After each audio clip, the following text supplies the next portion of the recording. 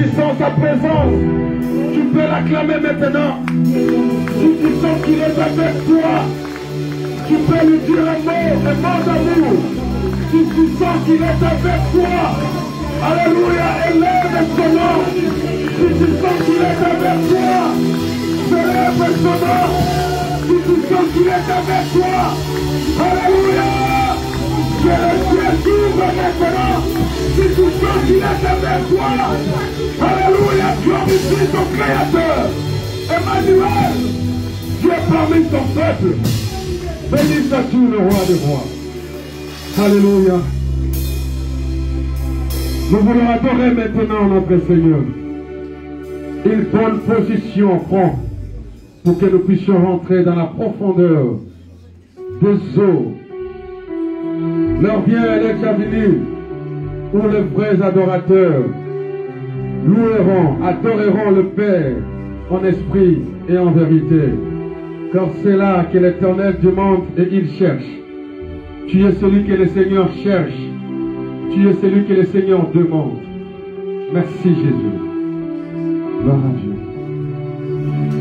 Alléluia.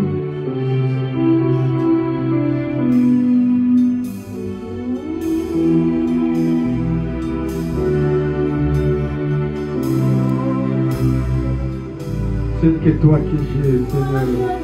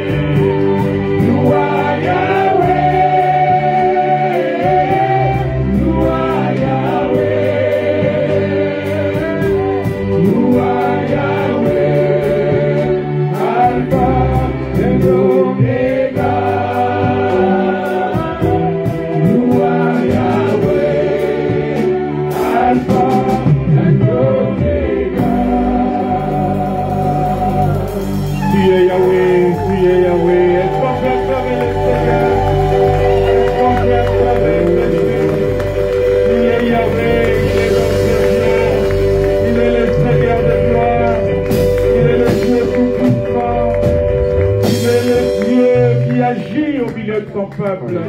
Ce Dieu-là, il est grand, il est redoutable. À chaque fois que nous nous retrouvons, moi je l'ai toujours dit que Dieu agit parce que tu es là.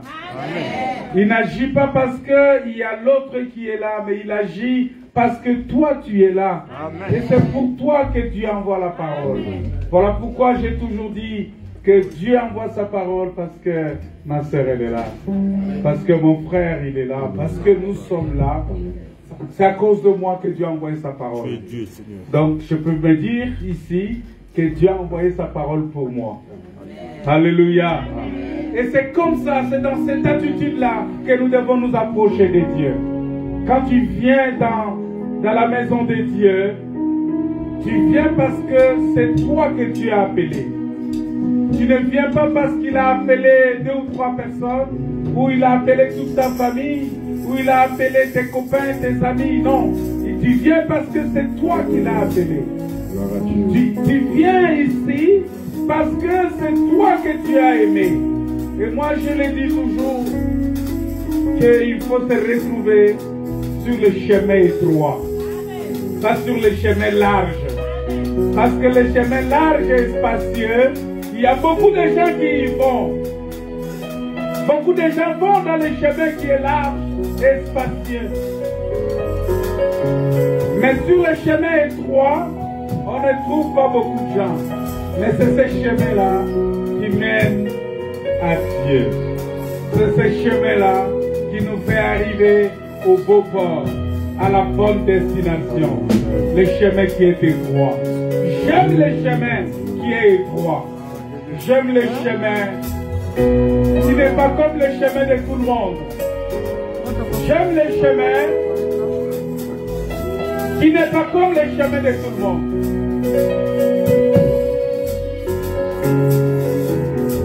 Alléluia.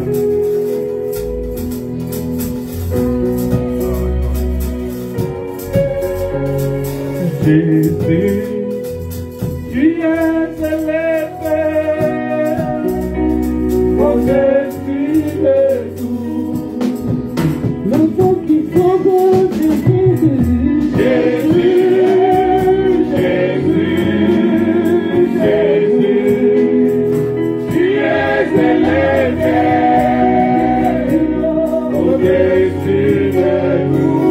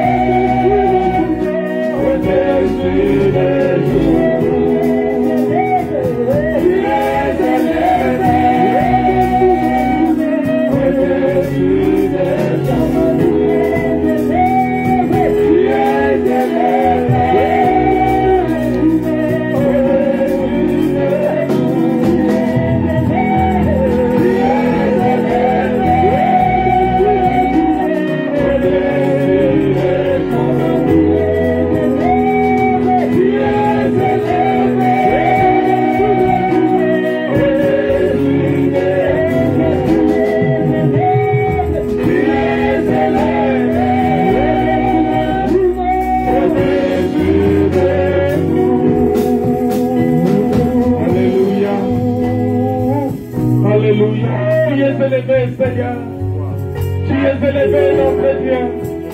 Et nous sommes là pour t'élever, notre Père. Nous sommes là parce que tu dois être élevé encore. Encore et encore, tu dois être élevé, notre Dieu. Jésus de Nazareth, tu es élevé. Tu es le Père éternel. Tu es le Dieu puissant, le Dieu grand, le Dieu redoutable. Tu es le Seigneur de gloire. Tu es Adonai, tu es Yahweh, tu es Jésus, tu es élevé, notre Père. Nous bénissons ton nom. Nous bénissons ton nom. Nous te louons, nous t'adorons, Père, parce que tu es élevé. Que ton nom soit glorifié. Que ton nom soit élevé encore une fois.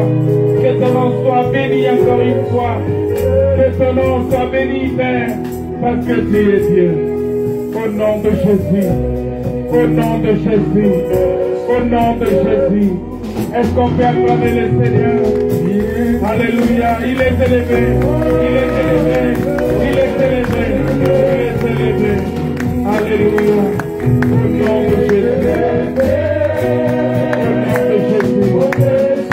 Au nom de Jésus. Au nom de Jésus.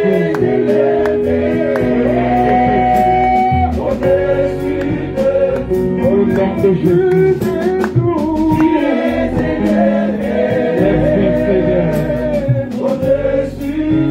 Merci Jésus. Alléluia. Soyez bénis. Que Dieu vous bénisse. Que Dieu vous bénisse abondamment. Je sais que le Saint-Esprit est au milieu de nous. Alléluia. Nous allons écouter la parole de Dieu et après on va prier parce que on est là pour prier. On appelle ça nuit de prière. Amen. C'est une nuit de prière. C'est une nuit où on exhorte un peu et puis après on prie.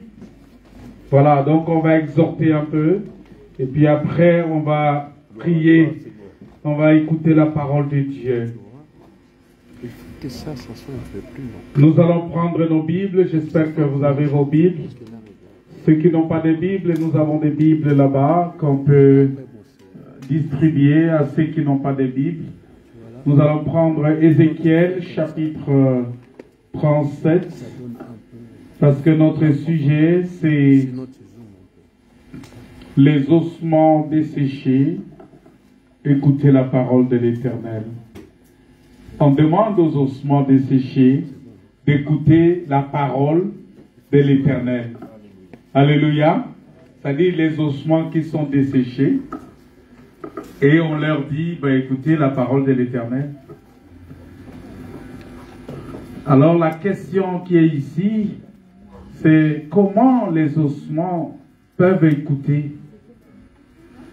Est-ce que les ossements peuvent parler? Est-ce que les ossements peuvent écouter? Ézéchiel 37, le verset 4. Ézéchiel 37, le verset 4. La Bible dit ceci.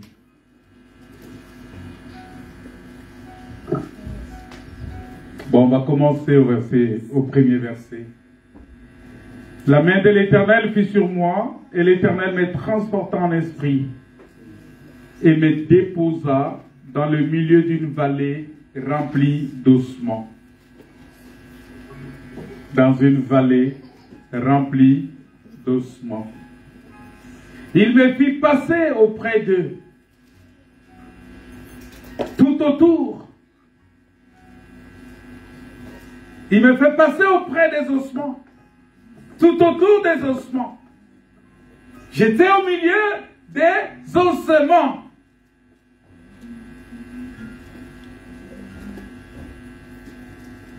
Et voici, ils étaient fort nombreux. Les ossements là étaient fort nombreux.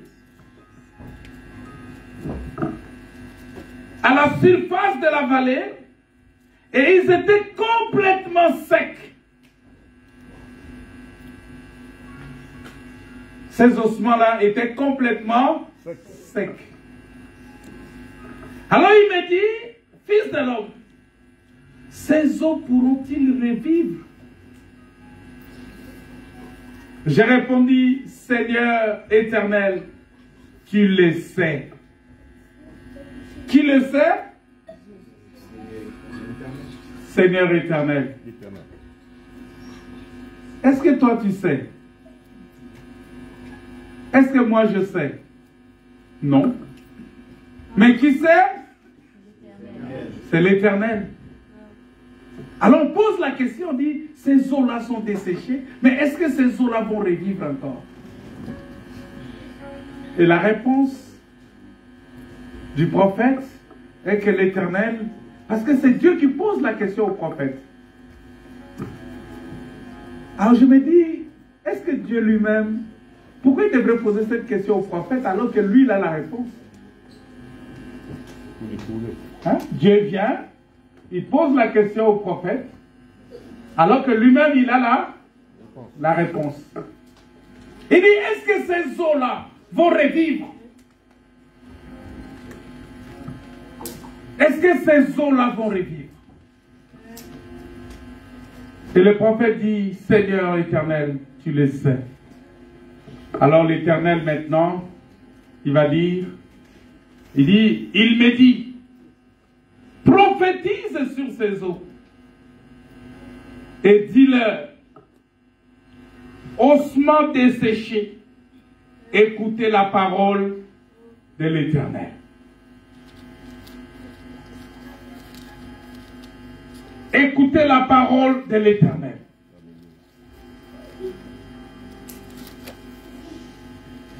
Ainsi parle le Seigneur, l'Éternel, à ses eaux.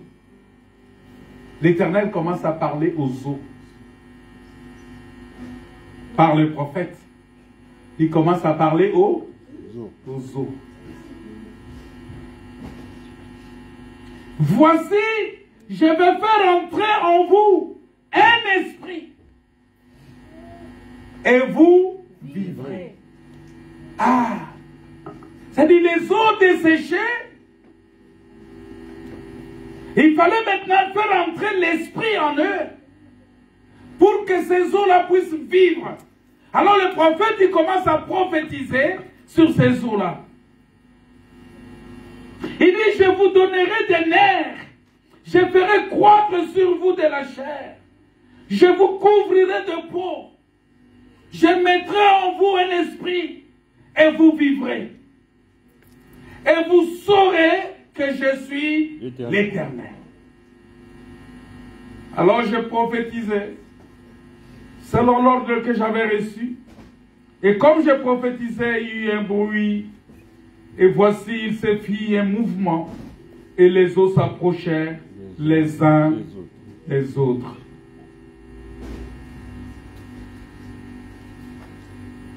Je vais demander à la sœur Amélie de s'occuper des enfants qui sont derrière. Comme ça va les calmer un peu. Qu'ils ne sautent pas. Voilà, que les enfants se calment un peu derrière là-bas.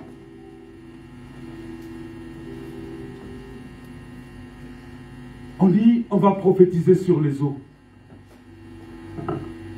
Bien-aimé, je te pose une question simple. Ici, on l'a amené dans une vallée. Je prends un exemple. On t'amène dans un cimetière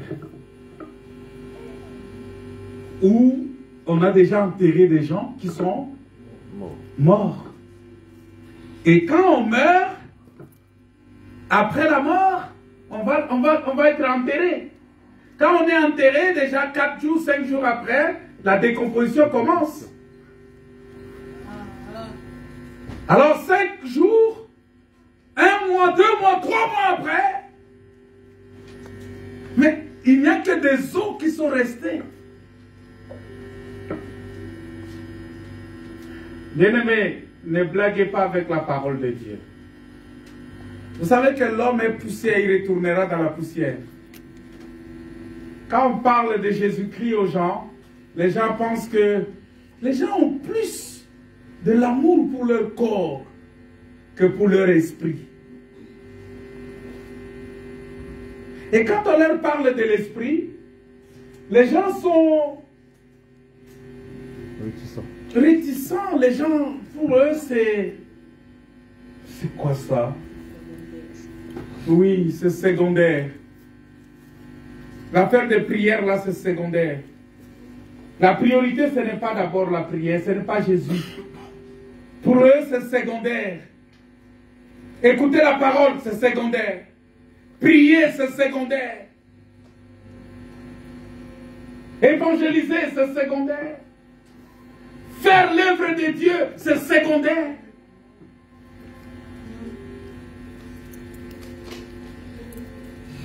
Il y a des gens ici, si c'est un rendez-vous de travail, il est prêt à aller. Mais si c'est un rendez-vous pour la prière, il commence à donner des raisons. Il commence à chercher des arguments. Il y a des gens ici, s'il doit aller à un rendez-vous avec son fiancé ou sa fiancée, il ne cherche pas des arguments. Où tu es là, ton mari est à Paris ou à Bruxelles et il doit venir ici à Rouen te voir. Tu ne vas pas chercher des arguments pour échapper. Au contraire, tu vas tout arranger, tu vas tout mettre en œuvre parce qu'il vient. Mais si c'est pour venir à l'église, tu vas chercher des arguments. Alors, tu vas même créer des arguments. Bien-aimé, tu es poussière, tu retourneras poussière. Et quand tu vas retourner dans la poussière, tu vas rester seulement des os. C'est-à-dire que l'homme que vous voyez là, c'est des os. C'est des os seulement. Parce que le reste, ce qui va rester de toi, hein, de tout ce que tu fais de ton corps là, hein, de tout ce que tu fais, il y a des gens qui font, hein, tu vois, teinture, make-up, toutes ces choses, des longes de chevelure, bien arrangées, bien coiffées, vernis, des vêtements très beaux, tu t'habilles. Il y a même des gens qui ont peur que les enfants viennent vers eux parce qu'il est bien habillé. Il ne veut pas que les enfants s'approchent parce qu'ils vont les salir. La démarche change.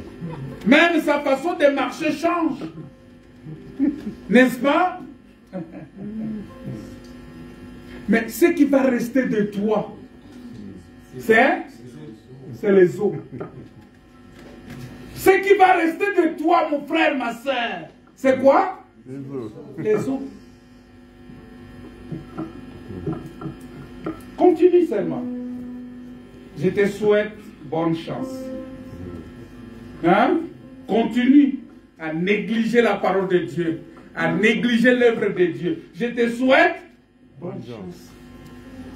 Mais sache que ce qui va rester de toi, c'est quoi? Les os. Même ta famille qui t'aime beaucoup là, aura du mal à regarder tes os. Les os. Qui peut dormir avec les os ici? On t'amène dans un cimetière, on dit bon tu vas rester là, tu vas dormir là. Vous voyez les os, hein? Lorsqu'on te présente les os, tu vas avoir peur, n'est-ce pas? Tu vas dire mais est-ce que je vais aller dormir ici? Fridolin, on t'amène là où il y a des os. On te dit, on te laisse là, on dit, tu vas dormir là. Tu vas rester? Tu vas fuir. Tu vas fuir, n'est-ce pas? Mon frère, ma soeur, ce qui va rester de toi, c'est des os seulement. Pourquoi tu es orgueilleux? Pourquoi tu es orgueilleux? Pourquoi cet orgueil-là? Même ta voiture ne te reconnaîtra pas. Parce que tu vas rester seulement des os. Ta maison ne te reconnaîtra pas. Ta femme ne te reconnaîtra pas. Ton mari ne te reconnaîtra pas. Tes enfants ne te reconnaîtront pas. Ton travail, n'en parlons même pas. Tu vas rester que des os.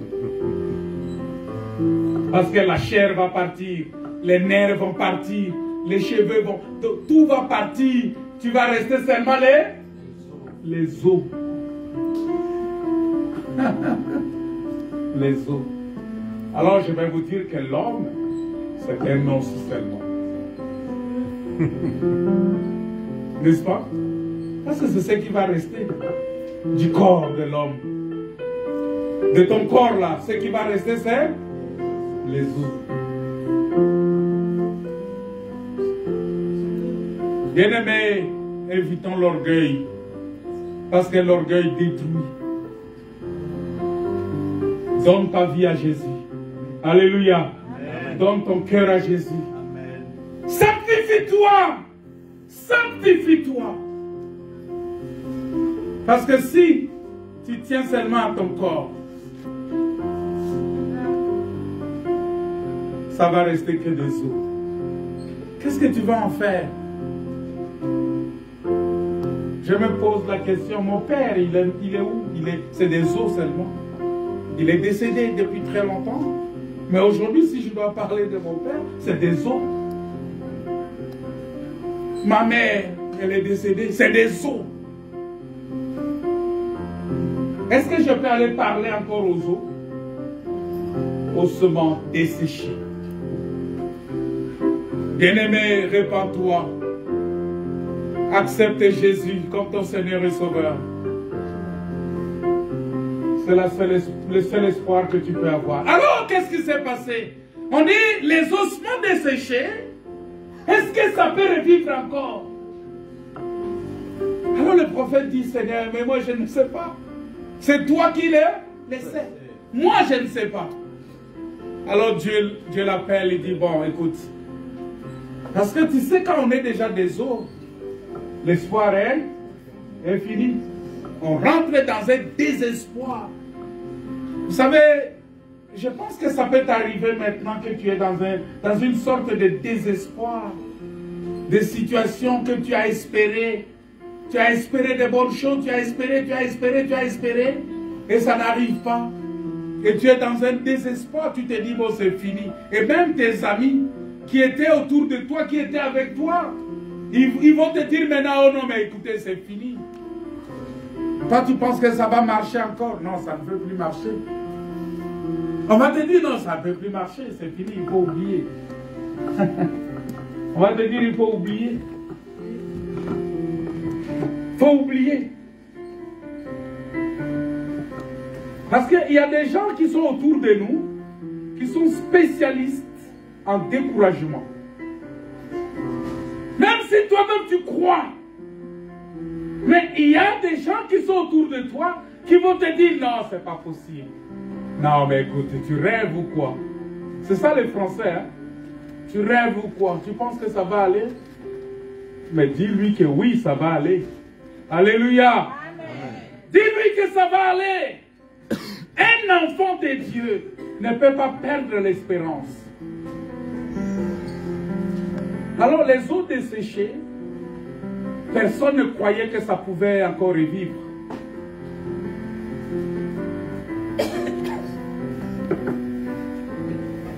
On va voir. C'est quoi les os? Mais on dit que ces os-là sont desséchés. On va prendre Genèse, chapitre 2, verset 22.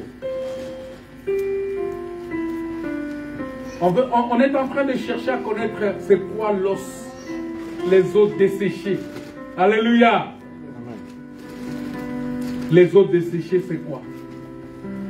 Genèse chapitre 2, verset 22. Mais on prend le verset 21.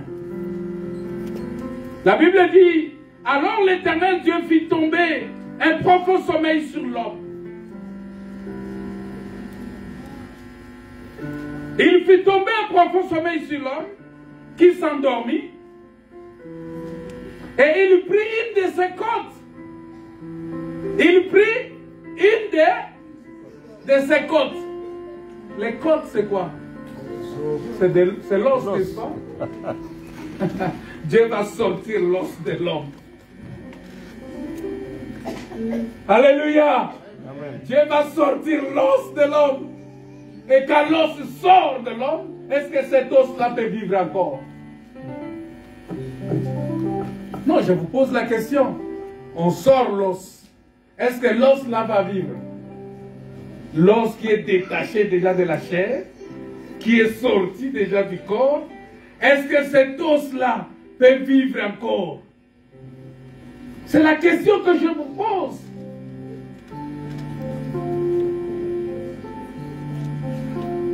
C'est ça la question que je vous pose.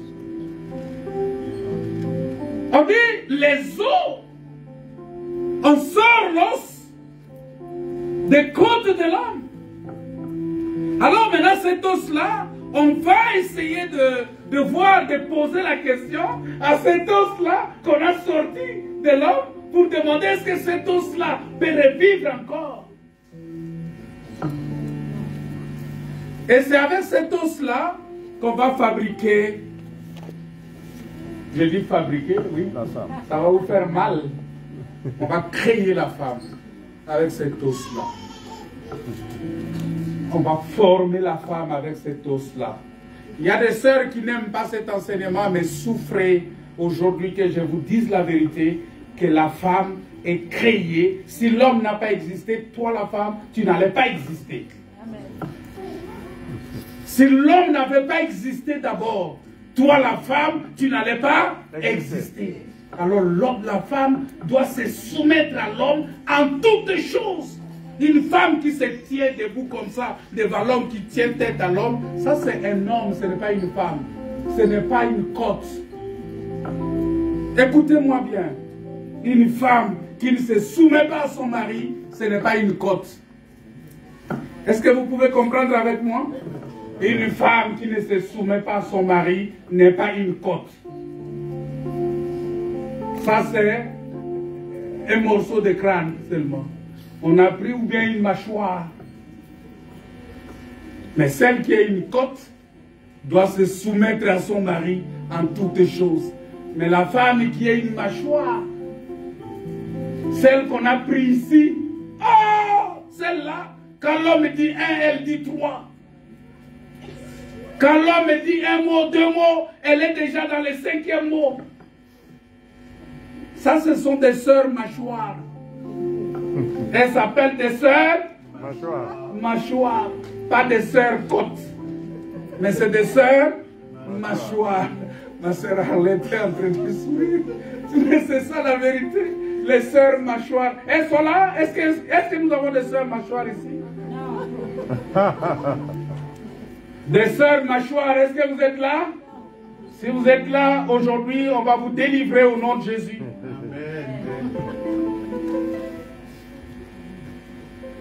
Ah, ma soeur Liliane, ça va?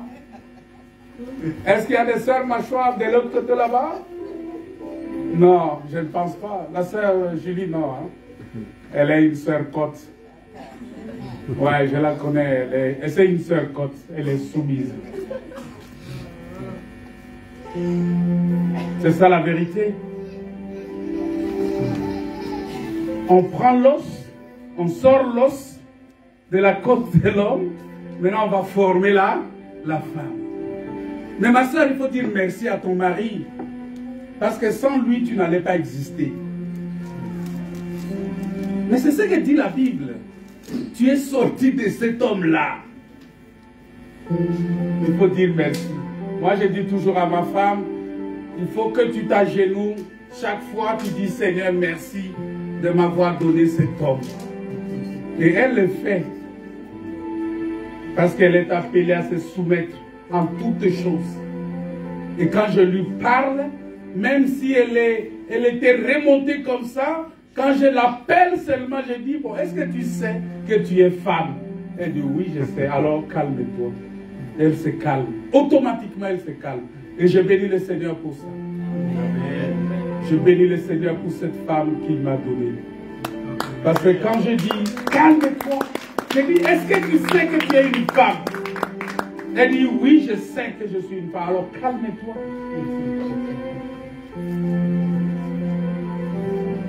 Les gens me disent, mais non, tu es trop dictateur. Mais non, mais quand tu arrives à la maison, tu vas me trouver. Des fois, je ne parle pas. C'est difficile. C'est le micro qui me fait parler souvent. Quand je prends le micro, là, un fridolet, tu sais que quand je prends le micro, je ne peux pas finir, je ne peux pas m'arrêter. Je peux aller on peut aller jusqu'au matin, tel qu'on est là, on va aller jusqu'au matin. Et d'ailleurs, pour vous qui êtes venus à 23h à minuit, ne soyez pas pressés à rentrer, parce qu'on va rester encore. On va prier le Seigneur. Alléluia. La femme, quand la femme est formée, on l'a amenée chez l'homme. Qu'est-ce que l'homme a dit? Non, je veux qu'une sœur réponde. Qu'est-ce que l'homme a dit? Sœur Sibert, tu vas répondre à cette question. Elle a dit quoi? Parce que je veux vraiment que tu répondes. Qu'est-ce que l'homme a dit? Comment l'homme a présenté la femme? Elle a dit quoi?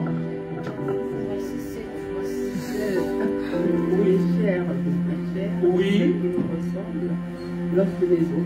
Ah, voilà. Chair de ma chair et l'os de mes os. Alors, ça veut dire que toi, tu es os des os de ton mari.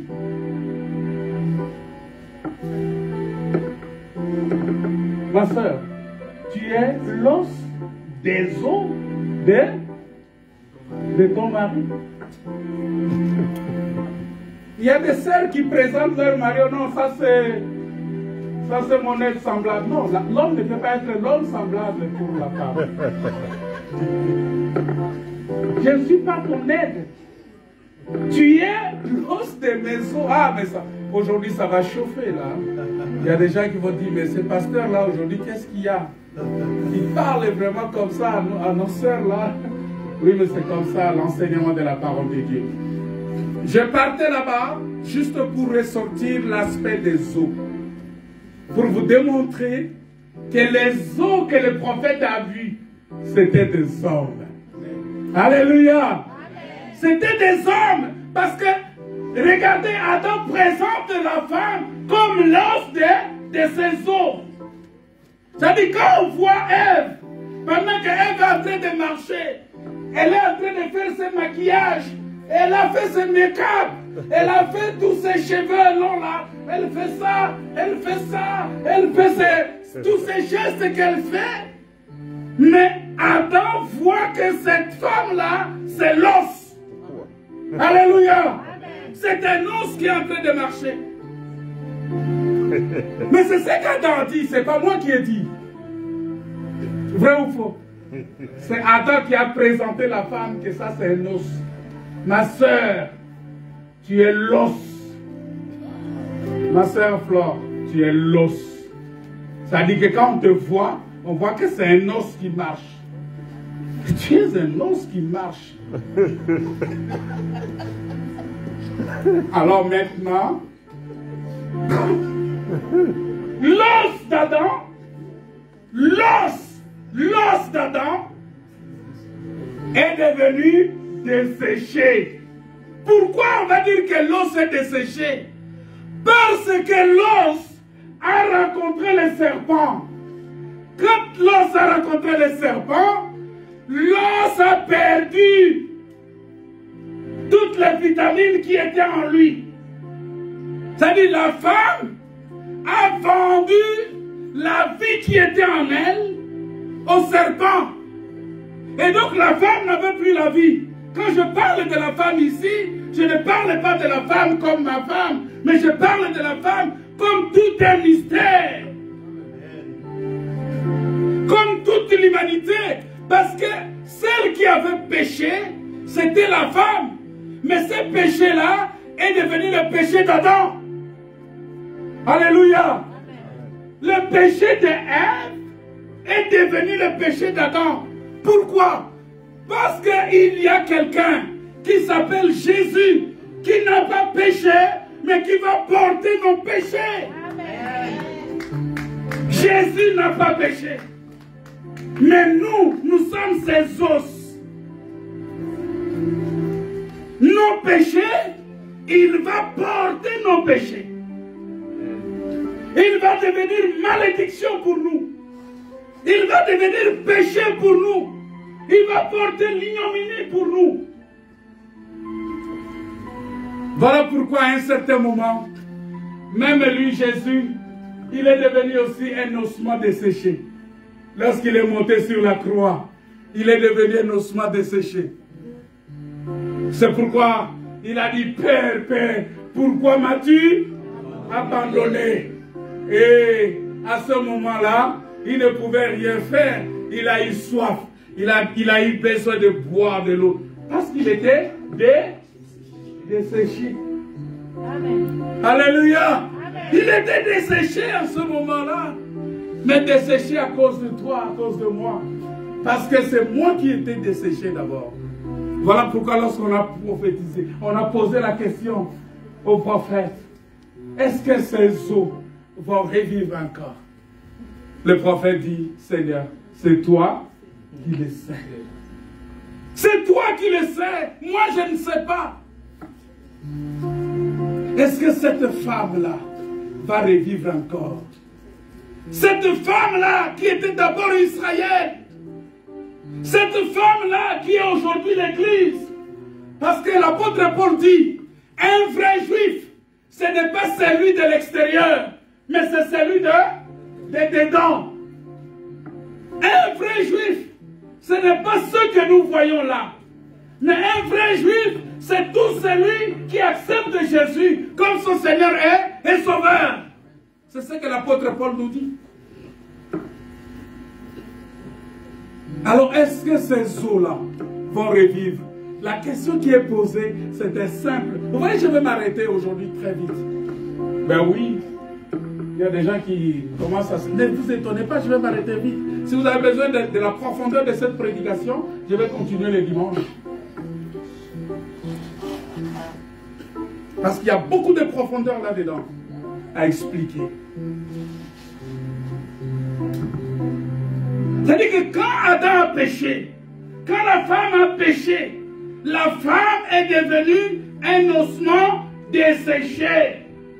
Adam est devenu un ossement desséché.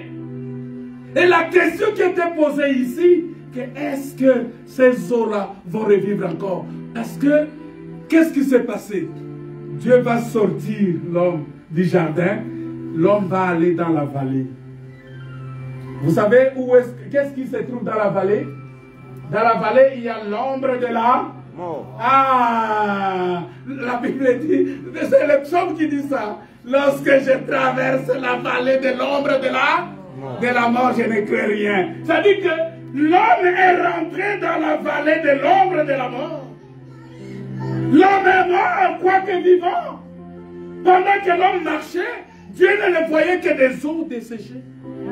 Alléluia. Tout celui qui n'a pas Jésus-Christ, tout celui qui n'a pas la parole véritable, c'est un os desséché. Tu peux être membre d'une église, mais si tu n'as pas la doctrine de Jésus, tu es un os desséché. Je vais dire encore une fois, tu pries là où la femme est pasteur, tu es un os desséché.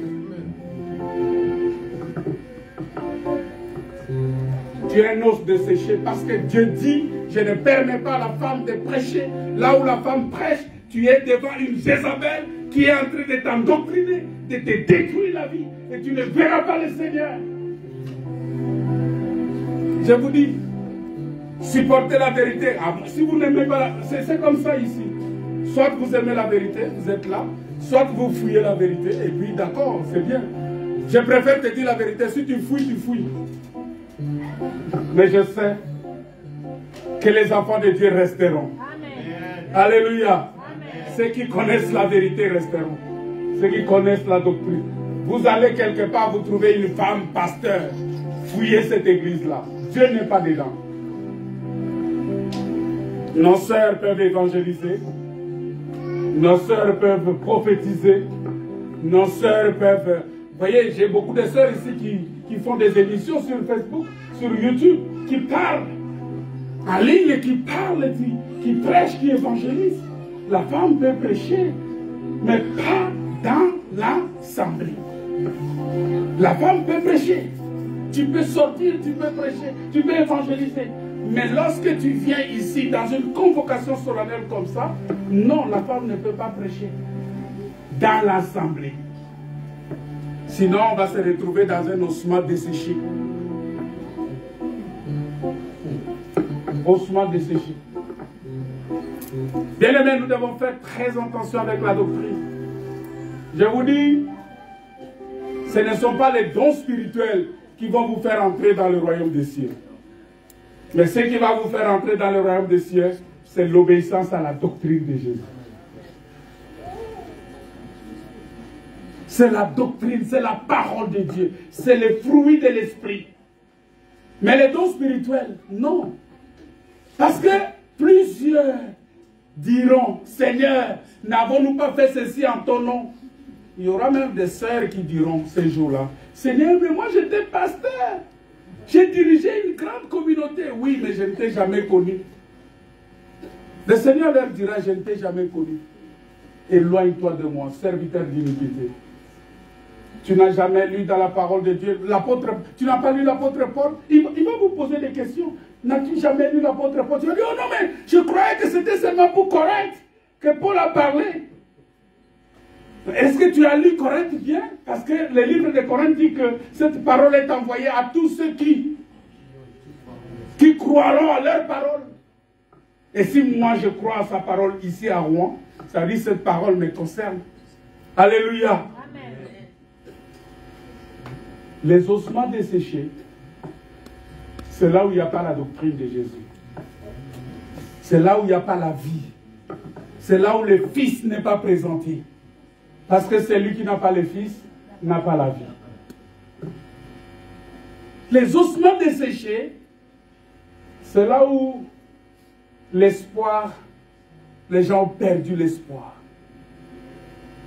C'est-à-dire, tu es dans une tourmente. Tu es dans une situation où tu ne sais pas qui va te venir au secours. Ça peut t'arriver des fois que tu te retrouves dans une situation où même tes amis, ils te fuient. Ils ne sont pas là pour t'aider. Tu as prié, même ton église te fouille, même ton pasteur te dit, je ne te connais pas. Tu appelles le pasteur, bon, je vais venir, et puis il ne vient pas. Est-ce que ça t'est déjà arrivé? Tu as appelé le pasteur longtemps, fatigué. Tout simplement parce que, à un certain moment, tu perds l'espérance. Tu te dis, mais qu'est-ce que je vais devenir? Qu'est-ce que je vais devenir? Tu commences à te poser beaucoup de questions. Qu'est-ce que je vais devenir? Qu'est-ce que je vais devenir? Bien-aimés, ne choisissez pas le chemin large et spacieux. Mais acceptez le chemin qui est étroit. Là où peu de gens passent par là. Les gens fuient beaucoup les chemins étroits. Parce que c'est resserré. C'est difficile d'y entrer. C'est-à-dire que sur ce chemin-là, si tu entres, c'est pas facile. La prédication est dure. La vie pratique est dure. Le pasteur est très sévère. Et tu te poses la question, mais ce pasteur-là, est-ce que vraiment... Pourquoi il est dur comme ça? Mais oui, c'est comme ça qu'on traitait l'apôtre Paul. Hein? Vous savez, on les traitait aussi des durs. Hein?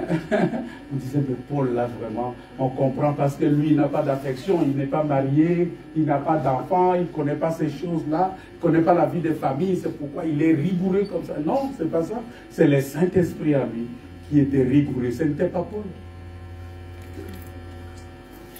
Paul était un garçon timide parce que quand il apprenait encore au pied de Gamaliel, c'est quelqu'un qui ne parlait pas beaucoup parce qu'il était tellement plongé dans les études parce qu'il a beaucoup étudié Paul. C'est quelqu'un qui est docteur à la Torah. Il a appris la théologie juive. Il a appris le Pentateuque. Il a maîtrisé toute l'histoire de la loi de Moïse. Et il était d'une grande école de l'exégèse, au point que quand il explique la parole de Dieu, vous vous dites, mais vraiment, ce n'est pas possible. Mais sa connaissance, ce n'était pas pour donner le salut. Sa connaissance, c'était pour persécuter l'Église. Donc, malgré sa connaissance, il était encore un ossement desséché. Il fallait qu'il rencontre la lumière. Alors on pose la question, est-ce que ces ossements peuvent vivre encore? Est-ce que toi tu peux vivre encore? Alléluia. Amen. Je te pose la question, est-ce que tu peux vivre encore? C'est à toi de répondre. Est-ce que tu peux vivre encore? Oui. Alléluia. Est-ce que tu peux vivre encore? Amen. Alors si tu veux vivre encore, le Seigneur dit, il faut qu'on souffle sur toi. Souffler sur toi, ce n'est pas ce que ces pasteurs-là font. Recevez le Saint-Esprit. Ça, c'est diabolique, ces choses-là. Il ne faut même pas accepter que quelqu'un recevez le Saint-Esprit. C'est quoi cette histoire-là? Ils ont appris ça où? Vous allez, il y a un pasteur qui vous fait ça fouiller. Fouiller. Vous vous trouvez devant un pasteur qui vous fait des choses comme ça, il faut fouiller. Alléluia. Amen. Il faut fouiller. Un pasteur qui... Et puis des pasteurs là, quand ils font des choses comme ça, après ils commencent à demander l'argent. Bon, je ne vais pas parler de ça aujourd'hui. Ils commencent à demander les offrandes, donne l'offrande, une bonne offrande et tout ça pour ça. J'aime toujours parler de ces choses, mais je ne parle pas de ça aujourd'hui parce que... Mais l'argent est important pour l'œuvre de Dieu. L'argent n'est pas pour les pasteurs. Alléluia. C'est pour l'œuvre de Dieu. C'est pour soutenir l'œuvre de Dieu. C'est pour payer les loyers. C'est pour payer les instruments. C'est pourquoi on a besoin d'argent pour payer les instruments. On a besoin d'argent pour payer les loyers. On n'a pas besoin d'argent pour enrichir les pasteurs. Non. C'est pas comme ça. Alléluia. Ah, quand je dis comme ça, souvent les pasteurs, ils se fâchent contre moi. Ils disent, mais le pasteur là, vraiment, il n'est pas gentil avec nous. Ça, ce n'était qu'une parenthèse. Je dis que les enfants de Dieu doivent donner les offrandes. Il faut donner les offrandes. Amen. Amen. Il faut soutenir l'œuvre de Dieu. Mais je ne te dis pas de venir donner l'offrande sur l'autel. Cet enseignement-là, oh non, il faut donner l'offrande sur l'autel pour ta délivrance. Ça, c'est un faux enseignement. C'est des arnaqueurs qui font ça. Alléluia. Il faut éviter ce genre de pasteurs-là. Ils disent, non, viens avec l'argent, on va déposer l'argent sur l'autel. Hein, l'autel de délivrance, l'autel de ceci. Non, ça c'est... Vraiment, je ne comprends pas que ils tirent ça d'où, je ne sais même pas. C'est vraiment satanique. Il faut fuir des églises comme ça, des pasteurs comme ça, il faut les fuir. On pose la question, est-ce que ces eaux-là peuvent revivre? C'est ça notre question, n'est-ce pas? Est-ce que ces eaux-là peuvent revivre? Est-ce que ces eaux-là peuvent revivre? Oui, je sais. J'ai compris que vous avez compris que j'étais en train de... Je transpire un peu. Que Dieu vous bénisse.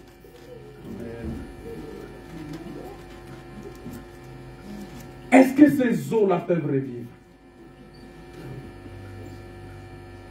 Nous avons vu que ces eaux-là étaient possibles de revivre. Voilà pourquoi Jésus-Christ est venu. Jésus est venu comme étant celui qui vient donner la vie aux eaux desséchées. Voilà pourquoi, quand il a enseigné ses apôtres, quand il a fini de les enseigner, la Bible dit, de la même manière, quand Dieu a créé l'homme, a fini de créer l'homme, il a soufflé dans les narines de l'homme pour que l'homme devienne une âme vivante. C'est de la même manière que Jésus-Christ, après avoir formé, en d'autres termes, après avoir créé les apôtres, parce que Jésus a créé les apôtres, il les a formés, la Bible dit, parce qu'il a dit, suivez-moi, je vous ferai pécheurs d'hommes. Vous voyez? C'est-à-dire, je vous ferai. Cette phrase-là veut dire que je vais vous créer, je vais vous former. Ah, il les a formés. Après les avoir formés, la Bible dit qu'il va souffler sur eux en disant, recevez le Saint-Esprit. Bien-aimé dans le Seigneur, quand tu reçois le Saint-Esprit, tu vas revivre. Amen. Voilà pourquoi vous allez comprendre que Joseph, vous savez pourquoi Dieu a envoyé Moïse en Égypte? Dieu a envoyé Moïse en Égypte pour récupérer les eaux de Joseph. Parce que Joseph était la bénédiction d'Israël. Et puisqu'il est mort en Égypte, on ne pouvait pas laisser ces eaux là-bas. Et ces eaux aussi ne s'étaient pas brisées. Et vous allez comprendre que tous les enfants d'Israël qui sont sortis de l'Égypte sont morts dans les déserts. Mais les os de Joseph n'est pas resté.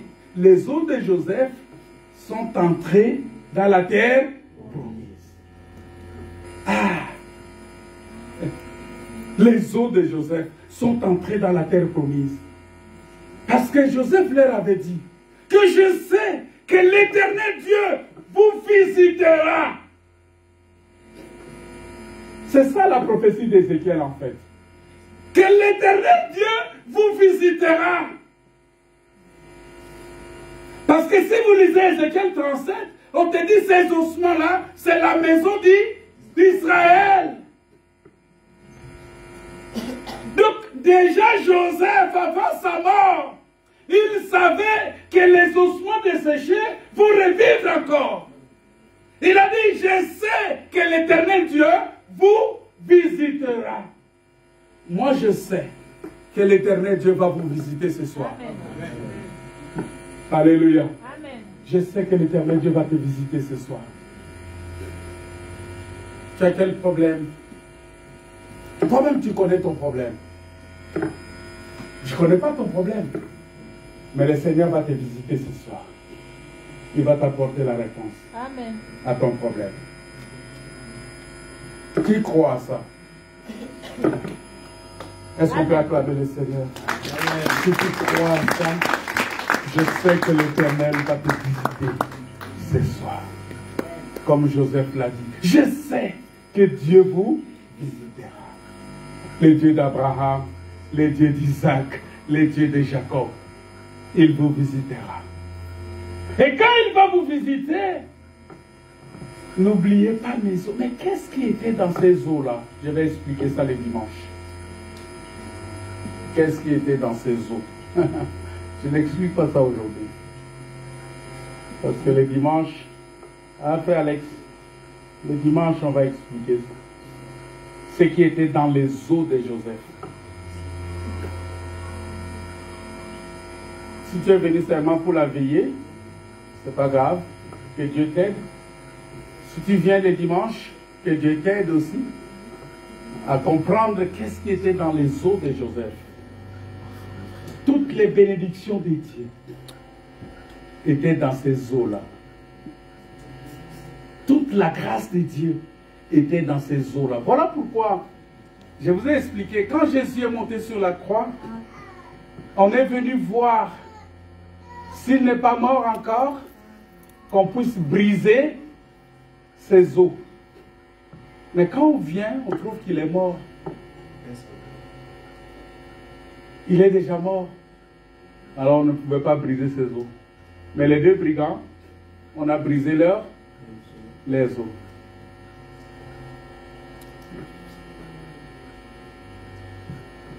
Voilà les os de Joseph.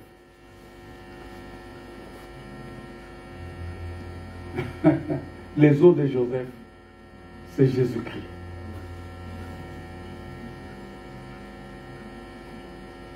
Qui donne la vie. C'est comme les os d'Élisée. Vous savez que quand Élisée est mort, on est allé l'enterrer. La Bible dit que tous les autres morts, tous ceux qui mouraient après Élisée, lorsqu'on amène le corps, on jette dans la tombe d'Élisée, et que le corps allait toucher les os d'Élisée, ce corps revivrait. Alléluia. Amen. Ça revivrait automatiquement. Ça ressuscitait. Les morts ressuscitaient seulement au contact des os d'Élisée, du prophète Élisée. Est-ce que ces os vont revivre encore? Ça veut dire, quand je parle de l'os ici, des os desséchés, je vous ai déjà dit que l'os, quand on parle de l'os, c'est un homme, c'est une personne, c'est une femme. J'ai pris l'exemple de la femme parce que Adam a appelé Ève l'os de mes os. Mais lui-même, Adam aussi, c'est un os. Parce que la seule chose qui te reste, ce sont les os. Ce sont les os. Ça dit, tel que tu es là, tu n'es que des os, frère. Ma soeur, tu n'es que l'os. Ne t'enorgueillis pas. Non, ne passe pas tout ton temps devant le miroir. Tu es l'os.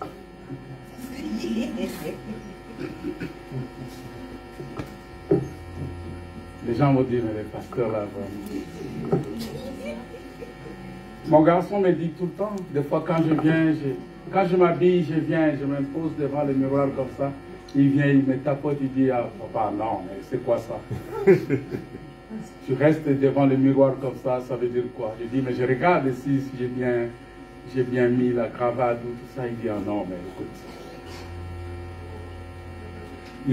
Il me dit ça souvent. Il me dit, il y a des gens qui sont spécialisés dans ça.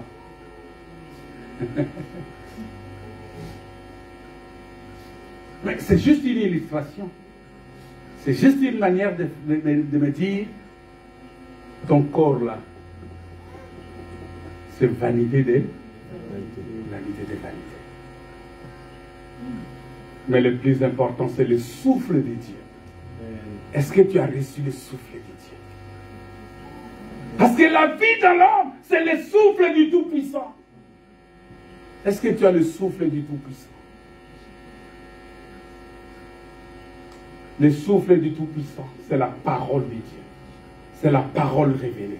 Bien-aimé, si tu as la parole de Dieu, tu as le souffle de Dieu. Voilà pourquoi la Bible dit que ceux qui respirent louent l'Éternel. Quand on dit que tous ceux qui... Il y a des gens qui enseignent ça comme s'ils ont lu seulement le journal Le Potentiel ou le journal Le Figaro. Quand ils disent... Oh, que tous ceux qui respirent louent l'Éternel, ça dit que tout le monde peut louer. Non, mais écoutez, c'est pas comme ça. Que tous ceux qui respirent louent l'Éternel. Qui respire, c'est celui qui a le souffle. Alléluia. Mais il faut que Dieu souffle d'abord en toi pour que tu commences à respirer. Il y a des gens qui marchent mais qui ne respirent pas. Il y a des gens qui regardent mais qui ne respirent pas. C'est-à-dire tel que tu es là. Si tu n'as pas Jésus, tu ne respires pas. Seule la parole de Dieu qui te fait respirer. Le souffle du Tout-Puissant. Et quand tu reçois le souffle du Tout-Puissant, tu deviens une âme vivante. Ou tu deviens un esprit vivifiant. En ce moment-là, tu as le souffle du Tout-Puissant, tu peux louer l'Éternel. Tu peux adorer Dieu.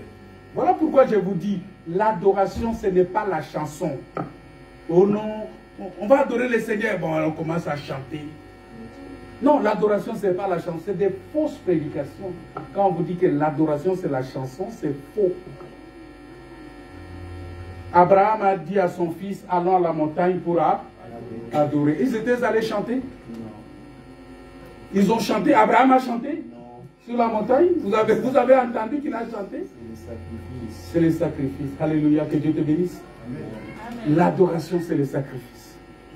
C'est lorsque tu arrives à offrir ton corps comme un sacrifice vivant à Dieu. Alléluia. Eh bien, il faut que ce sacrifice-là soit saint, soit agréable. C'est-à-dire qu'un sacrifice qui a reçu le souffle du Tout-Puissant. C'est ça l'ossement de ces choses. Maintenant, on revient dans la vie normale. Tu fais des choses, ça ne marche pas. Tu travailles, tu pries, tu sens comme si le ciel est fermé sur toi. Il y a des moments comme ça, hein? Tu pries, tu sens vraiment que le ciel est fermé sur toi. Attention, tu es devenu un ossement desséché. Il faut que le ciel s'ouvre sur toi. Mais pour que le ciel s'ouvre sur toi, qu'est-ce qu'il faut faire? Il faut que Dieu souffle en toi. Il faut que Dieu souffle sur toi. Il faut que tu reçoives le souffle du Tout-Puissant.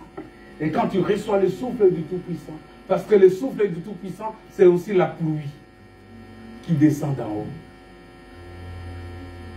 Cette bénédiction, c'est aussi la rosée céleste.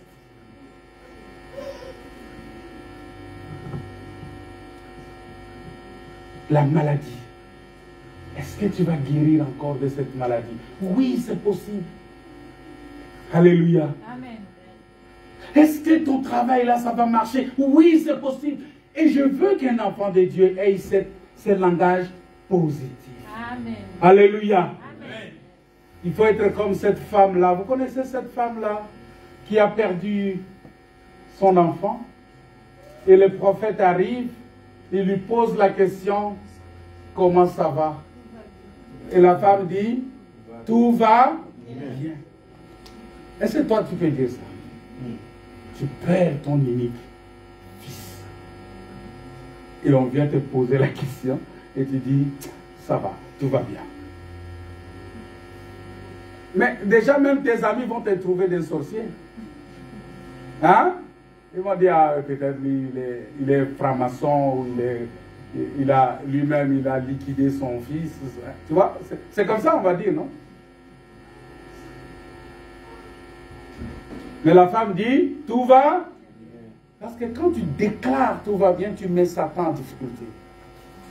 Tu proclames automatiquement la défaite de Satan. L'échec de plan de Satan. Alléluia. C'est pourquoi un enfant de Dieu ne peut pas marcher par la vue, mais il doit marcher par la foi. Tu dois marcher par la foi. Même si ça ne marche pas. Même si tout le monde dit que non, c'est fini. C'est plus possible. Même si les gens disent non, tu ne vas plus te marier. Dis-leur que. Est-ce que l'Éternel est vivant? Tant que l'Éternel est vivant, il se relèvera des derniers.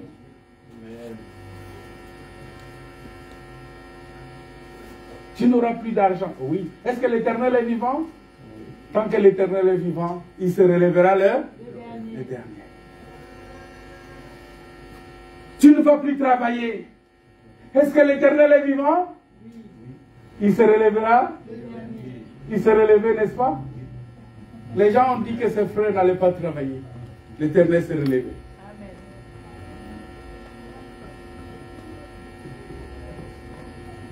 Les gens peuvent dire, ah non, frère parfait, ton foyer là c'est fini. Hein? Ça ne va plus marcher. Il faut laisser seulement. Il faut leur dire, est-ce que l'Éternel est vivant? Oui, il se relèvera les derniers.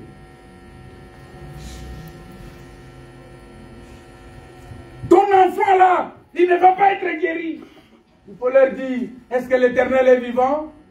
Oui, il se relèvera les derniers. On va prier le Seigneur. Je vais demander au chantre de passer, on va prier le Seigneur. Est-ce que c'est possible encore? Voilà, je m'arrête là pour ce soir. On va chanter, on va prier. On va prier le Seigneur. Je vais rentrer dans le détail de cet enseignement parce qu'on va continuer avec ça et après le frère Patou va continuer aussi avec ça parce qu'il y a beaucoup de choses à expliquer ici.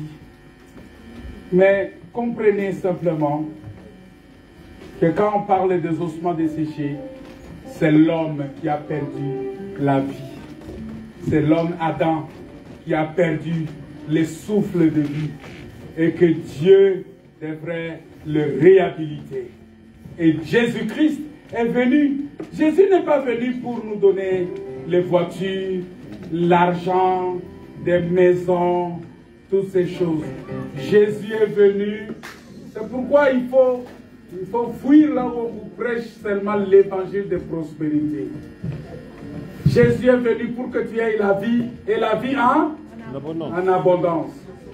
Si j'ai la vie éternelle, la prospérité, il y a des païens qui sont prospères, plus prospères même que nous. Vous savez, il y a des païens qui ne connaissent pas Dieu, mais qui ont beaucoup d'argent, qui s'achètent des maisons, des véhicules, des choses. Mais ce sont des ossements desséchés. Ils sont des ossements desséchés.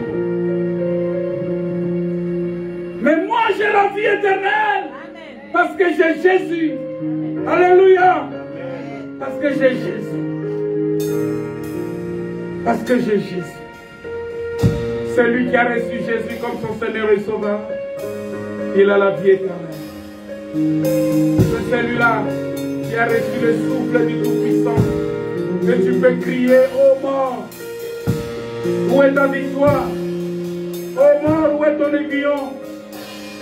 Parce que je crois que lorsque la trompette sonnera, les morts en Christ ressusciteront. Alléluia! Les morts en Christ ressusciteront au son de la trompette. La prophétie qui est donnée sur les ossements, c'est le son de la trompette. C'est la voix de l'archange. Il dit au son de la trompette, à la voix de l'archange, les morts en Christ ressusciteront.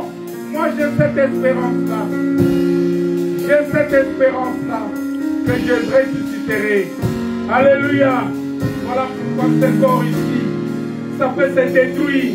Mais l'espoir que j'ai, c'est la résurrection. Je me tiens que ton onction descend sur moi.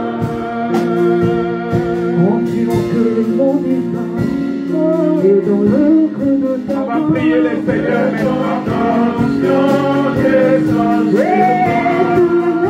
Et je suis disposé à côté de ton onction descend